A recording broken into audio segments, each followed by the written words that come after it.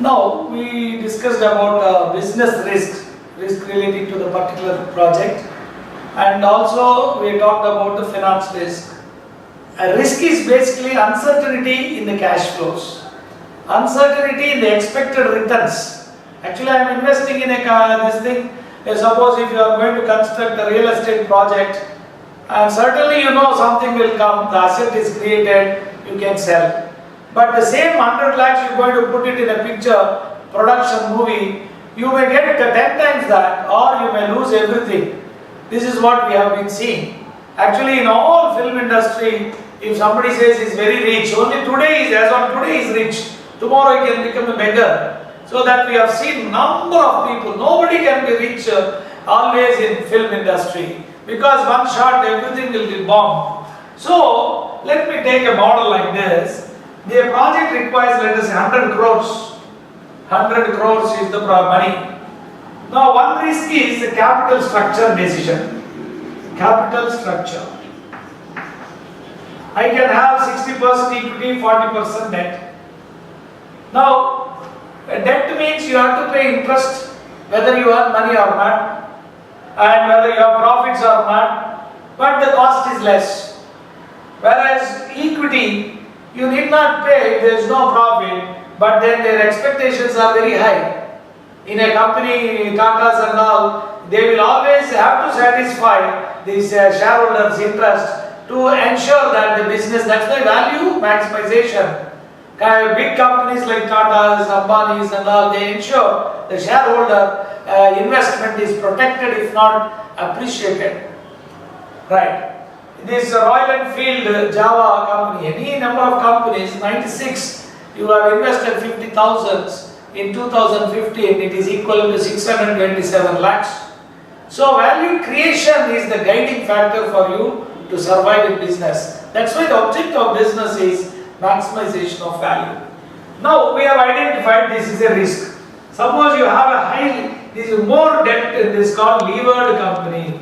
It's called as levered. And now if you have high interest and the profits are very good, your return on investment is very high.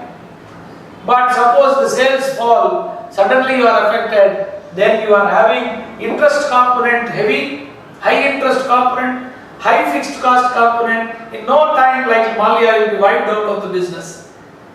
So a decision with regard to capital structure will, that is how much debt, how much equity should go, will be a risk-based decision. Second is the 100 crores in which business you are going to invest. If you are going to invest in films, the 100 crores may become Bahubali, 1500 crores, 2000 crores, or if it is bombed, then nothing will be left for you, completely will be wiped out. And if you are going to put in a small mall, trade and all that, then nothing will go wrong. If not today, tomorrow you will make money. Understand? So this is also a project risk. This is called as project risk. So now I have to measure this, and there is a concept called as beta.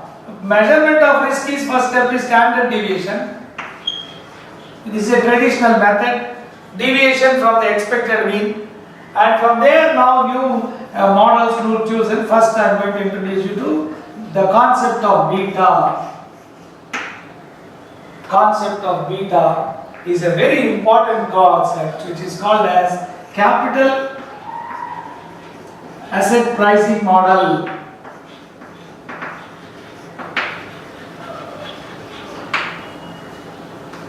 Before we go into this thing, how will the valuations be affected? Say for example, you take in South India, if you take Rajnikant, you will find he may be looking very old man, himself describes him as you know all that. But everybody will be after him. The reason is, he is able to command the receipts. His film will have the highest collections. So long as he got that potential to attract, then nobody can stop him.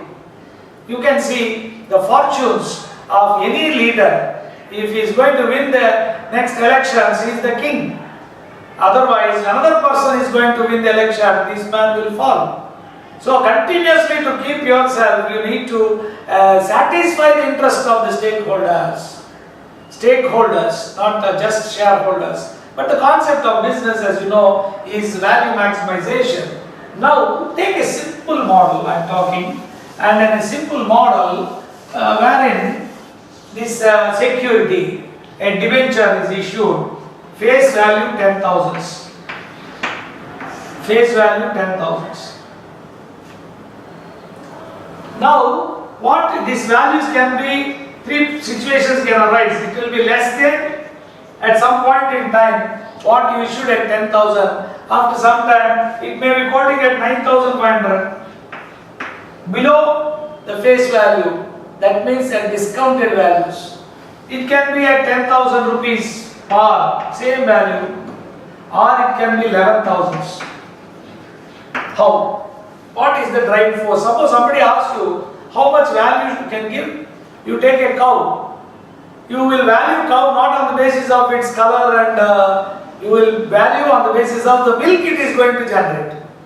Because that milk will then be converted into monetary terms, cash inflows. So, there is always concept called as actual return. That is actual return interest in this case, let us say 10%. And the expected return, let us say 8%.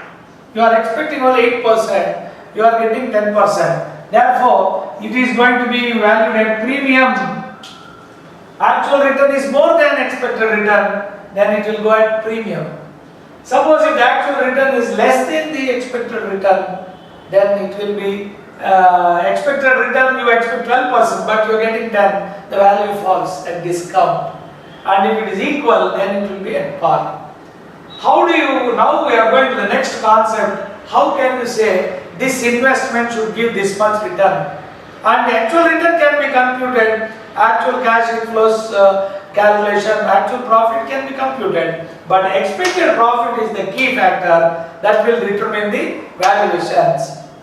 Right, before as a bank manager, bank top man, you should have this business, what will be the returns they are getting. First analysis when you do, this business is earning this much returns, compare it with the competitors, and what is the potential. Today, past is only an indication.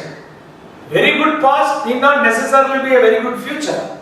A very good bad past need not be the same as the future.